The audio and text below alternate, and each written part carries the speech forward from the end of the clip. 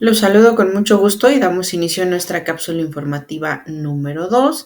Y en este sentido nosotros estaremos hablando de los temas correspondientes a nuestra materia de teoría de la Constitución, y en este sentido vamos a entender la cuestión sobre la soberanía nacional y las formas de gobierno, para que podamos entender y llegar al fin de la soberanía de la que habla nuestra Constitución política de los Estados Unidos mexicanos. Tenemos que entender cuál es esta estructura del poder que se presentó después de que trascendimos todos aquellos eventos históricos que formaron ahora la Constitución que aún tenemos vigente a partir del 5 de febrero de 1917. Y vamos a recordar aquellos eventos que contienen dentro del mismo, pues que México es una república federal que proclamó su independencia de España el 16 de septiembre de 1810.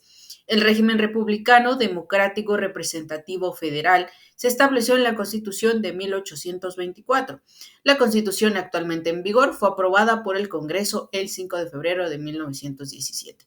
Bajo este Congreso, nosotros ya observamos los principios sobre aquel poder constituyente y dentro del trabajo de esa asamblea constituyente para llegar a las bases que conocemos hoy. El supremo poder de la federación se divide para su ejercicio en los poderes legislativo, ejecutivo y judicial. De manera muy práctica podemos reconocer que la función del legislativo es aprobar las leyes y hacer que se cumplan. Dentro del ejecutivo, aplicar las leyes y gobernar al país. El judicial es juzgar a quien incumple las leyes por medio de los tribunales que poco a poco iremos entendiendo dentro de esta estructura del poder en México. De acuerdo también a este sistema, pues encontraremos dentro de nuestro poder ejecutivo las atribuciones del presidente de la República. El Poder Ejecutivo gobierna de conformidad con lo establecido por la legislación. Su titular, el presidente constitucional de los Estados Unidos mexicanos, es elegido mediante elecciones directas cada 6 años sin posibilidad de reelección. Y dentro de algunas atribuciones también se consideran cuestiones legislativas y judiciales, como pueden ser concurrir a la formación de leyes con arreglo a la Constitución, promulgarlas, sancionarlas, pedir sanción al Congreso Nacional, por supuesto justificando, indicando los motivos, otorgar indultos particulares en los casos y formas que determine la ley y convocar a plebiscito, quien siguiendo los requisitos de la Constitución. Hablando sobre el poder legislativo, pues se deposita en el Congreso de la Unión, que en este sistema es una cuestión bicamaral, por lo tanto, en dos cámaras, una de diputados y otra de senadores. El Congreso se encarga de expedir leyes que regulan la estructura y funcionamientos internos de la República. La Cámara de Diputados, conformado por 500 diputados, de estos, 300 son elegidos por el principio de votación mayoritaria relativa y 200 por el principio de representación proporcional. Ahora bien, dentro de esta pequeña diapositiva, algunas pequeñas características sobre el poder legislativo. Es una asamblea donde se delibera la estructuración y formulación de leyes de un país. 2. Sus leyes se conocen con el nombre de legislación. 3. Sus miembros se conocen con el nombre de diputados y senadores. 4. La mayoría de estos legisladores son electos por forma popular utilizando el voto. 5. Las leyes pueden ser debatidas por medio de cámaras legislativas. En México es el sistema bicameral. En México este sistema se compone de 500 diputados y 128 senadores. 8. La elaboración de leyes con prudencia política para que sea justa, adecuada, oportuna, general para todos y que posea perdurabilidad. 9. Tiene función de representación, lo cual es su principal función del poder legislativo, pues por medio del voto elegimos a un representante que estará encargado de plantear nuestros intereses ante el Congreso. 10. Otras de sus funciones son las de inspeccionar, analizar, comprobar, examinar, registrar, revisar, invertir, verificar el funcionamiento de la administración pública, es decir, del poder ejecutivo. 11. Función deliberativa, que garantiza los derechos democráticos de las minorías. 12. Función de control que equilibre el Estado democrático, controlando y pidiendo rendición de cuentas. 13. Tiene la función de comunicación entre representados y representantes.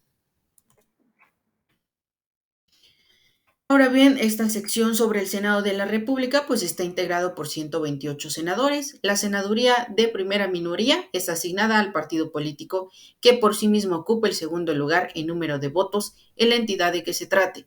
Los 32 senadores restantes son electos según el principio de representación proporcional mediante el sistema de listas votadas en una sola circunscripción plurinominal nacional.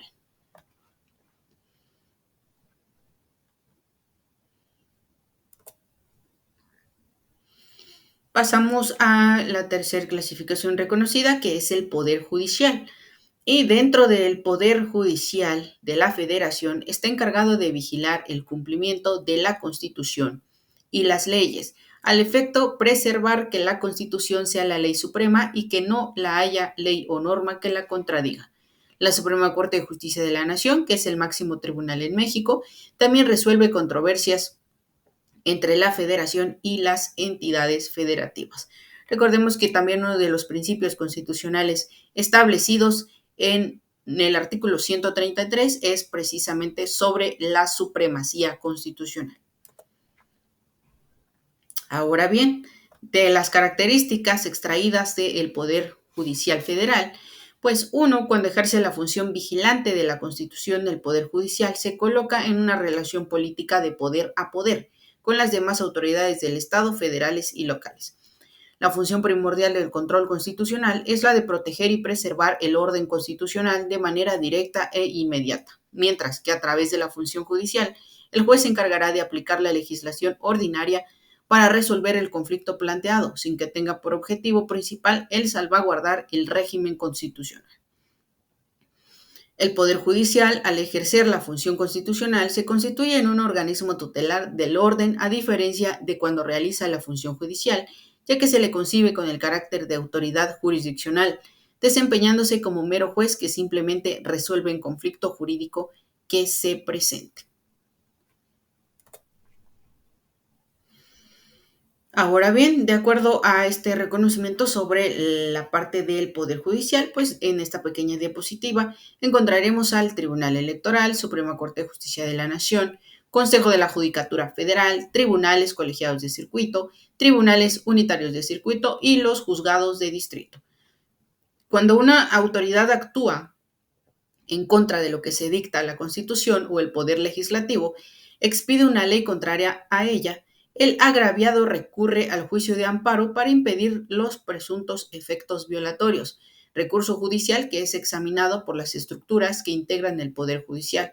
Y el Poder Judicial está formado por la Suprema Corte de Justicia de la Nación, el Tribunal Electoral, los tribunales colegiados y unitarios de circuito y los juzgados de circuito. Esta es la estructura que nosotros tenemos que recordar en cuanto al Poder Judicial. Ahora bien, dentro de sus características, pues encontramos la administración, vigilancia, disciplina del Poder Judicial de la Federación, con excepción de la Suprema Corte de Justicia de la Nación, están a cargo del Consejo de la Judicatura Federal. La Suprema Corte de Justicia de la Nación se integra por 11 ministros y funciona en pleno o en salas. Ahora, de acuerdo a esta información, vamos a encontrar el fundamento constitucional de acuerdo a la Constitución vigente, que es derecho positivo en nuestro país, y ahora sí, cómo reconoce como tal la sección de la soberanía y de la forma de gobierno. El artículo 39, la soberanía nacional reside esencial y originariamente en el pueblo. Todo poder político dimana del pueblo y se instituye para beneficio de éste. El pueblo tiene en todo tiempo el inalienable derecho de alterar o modificar la forma de su gobierno. En el artículo 40, es voluntad del pueblo mexicano constituirse en una república representativa, democrática, laica y federal, compuesta por estados libres y soberanos en todo lo concerniente a su régimen interior y por la Ciudad de México, unidos en una federación establecida según los principios de esta ley fundamental. Es en este sentido donde encontramos entonces, por ejemplo, las secciones que van fomentando cómo está estructurado este poder dentro de nuestra nación y cómo también influye que exista esta organización dentro de la administración pública y cómo es esencial que cada funcionario o servidor tenga en cuenta cuáles son sus obligaciones y el servicio que le corresponde hacia los ciudadanos, los gobernados y hacia su misma nación.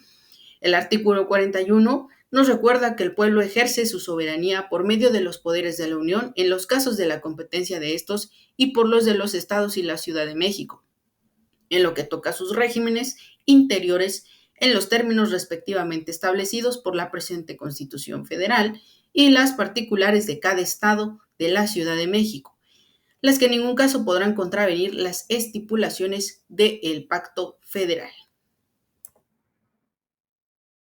Y así es como vamos cerrando nuestro tema. Los espero en nuestra próxima cápsula informativa. Gracias por su atención.